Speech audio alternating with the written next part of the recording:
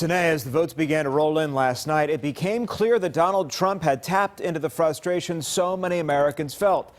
Just one look here at the electoral map, and you can see it shows so much of the South and the Midwest was supporting Trump, and he was even able to flip some traditionally Democratic states, and his win was fueled by votes in small towns and in rural areas.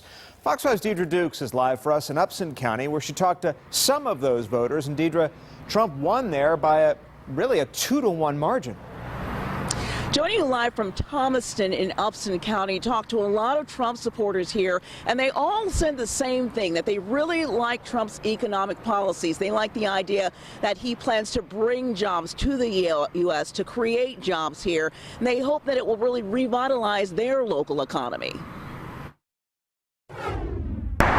Donald Trump's road to the White House led through rural communities like Georgia's Upson County. With more than 11,000 ballots cast, residents here voted 2-to-1 for the GOP candidate, mirroring election returns seen in rural areas and small towns across the country. For our community, I think that we see a future. We heard the things that we wanted to hear again. He knows that we're hurting, and he's going to help us. Longtime Thomaston resident Kayla Thompson and her friends voted for Trump, encouraged in part by his economic plan, which includes creating 25 million jobs over the next decade, and what that might mean for their own families. He's going to create jobs. There's no jobs where we live.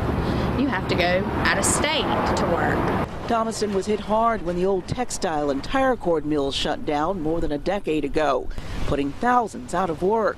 Many good people around here, especially in this town, in this county, they want a good job. They want, and I think President-elect Trump will be the one that can help bring some of this back to America.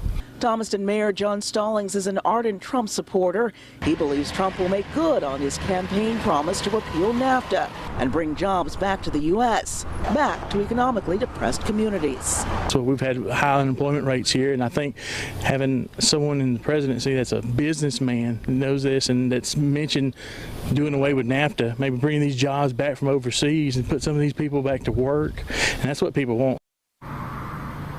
Even those I spoke with here today in this community who did not vote for Trump said that they do hope that a Trump victory will lead to job growth here, much needed job growth. And that's latest here in Upson County. I'm Deidre Dukes, Fox 5 News. All right, Deidre, thanks. Well, much of Trump's support came from rural areas like